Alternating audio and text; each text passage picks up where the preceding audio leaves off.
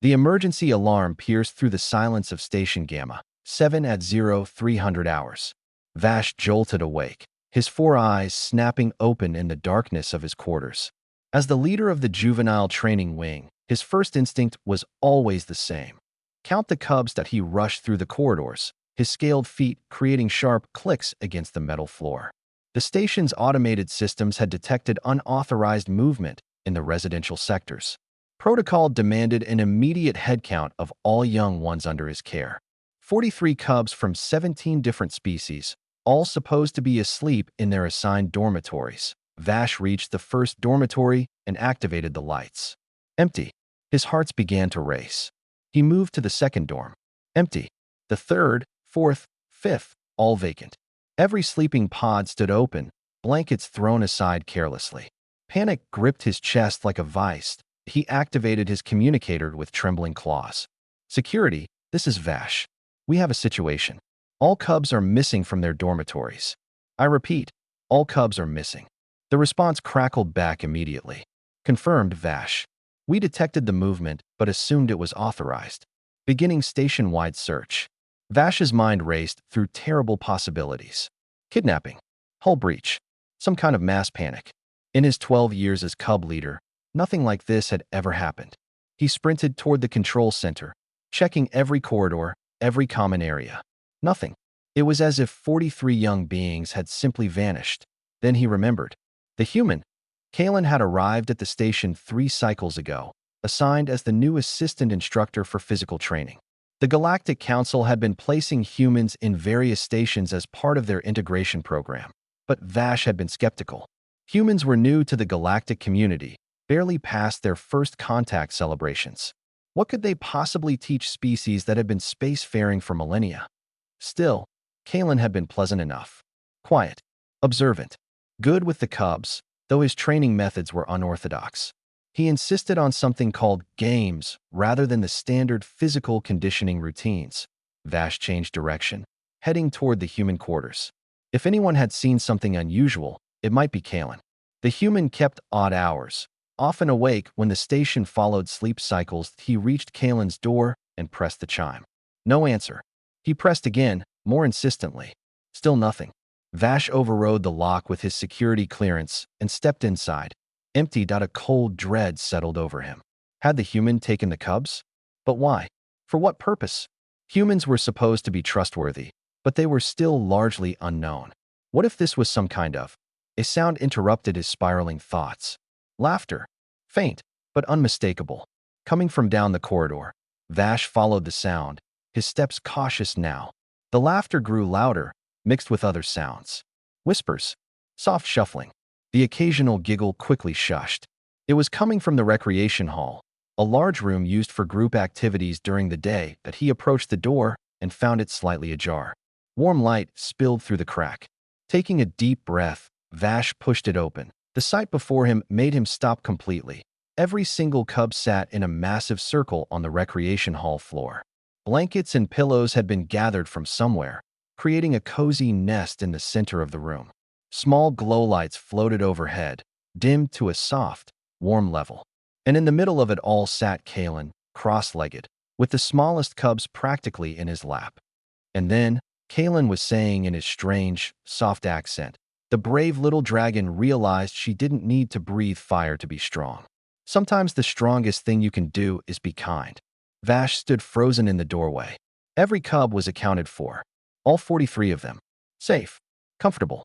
Content. A Thraxian cub noticed him first. Leader Vash, she chirped, her feathers ruffling with surprise. Kalen looked up, and for a moment, something like guilt flashed across his face. Then he smiled. That peculiar human expression that showed teeth, but somehow conveyed warmth rather than threat.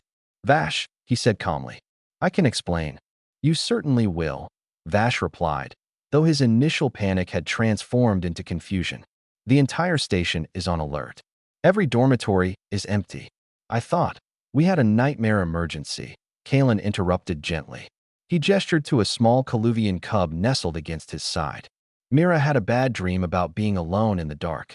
It triggered some of the others. They started moving between rooms, seeking comfort. I heard them in the corridors and realized we had a bigger problem than one nightmare. Vash's expression softened slightly. He knew Coluvians were particularly sensitive to isolation anxiety. Their species evolved in massive family groups, never truly alone. So you brought them all here? Vash asked. It's called a sleepover, Kalen explained. Where I come from, when children are scared or sad, sometimes the best medicine is being together, not separated by walls and rules, but actually together. He looked around at the cubs, many of whom were now watching the exchange with wide, curious eyes. I've been telling them stories. Earth stories. It seems to help. Vash stepped further into the room. Now that he looked closer, he could see the care in the arrangement. Cubs were grouped by compatible sleep requirements. Those who needed warmth near the heating vents, those who preferred cool darkness in the shadowed corners. Each had their comfort items. A few were already dozing again. You should have contacted me, Vash said, but his voice lacked real anger. I should have, Kalen agreed. I apologize. In the moment, I just acted on instinct. Where I'm from, when a child is afraid, you don't send them back to face that fear alone. You sit with them. You make them feel safe first.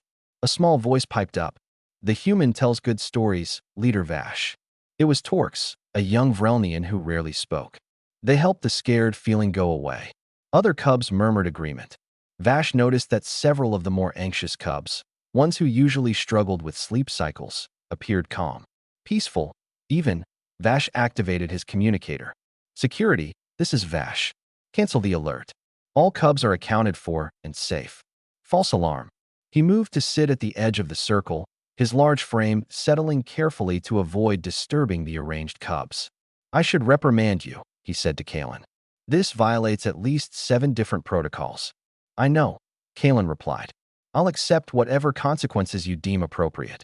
However, Vash continued, looking around at the peaceful scene, I'm also intelligent enough to recognize effective leadership when I see it. You identified a problem and solved it. The cubs are safe and calm.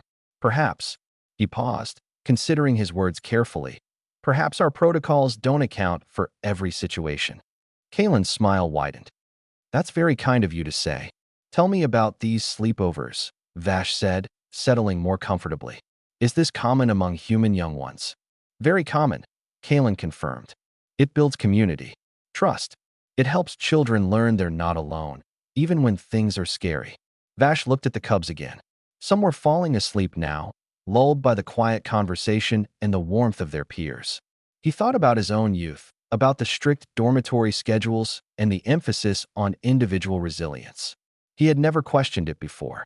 Perhaps, he said slowly, you could teach me more about human approaches to caring for the young. It seems we might have something to learn. Kalen nodded. I'd be honored. But first, would you like to hear the rest of the dragon story? I was just getting to the good part. Vash found himself agreeing. As Kalen continued his tale, the cub leader realized that sometimes the most advanced civilizations could still learn from the newest ones.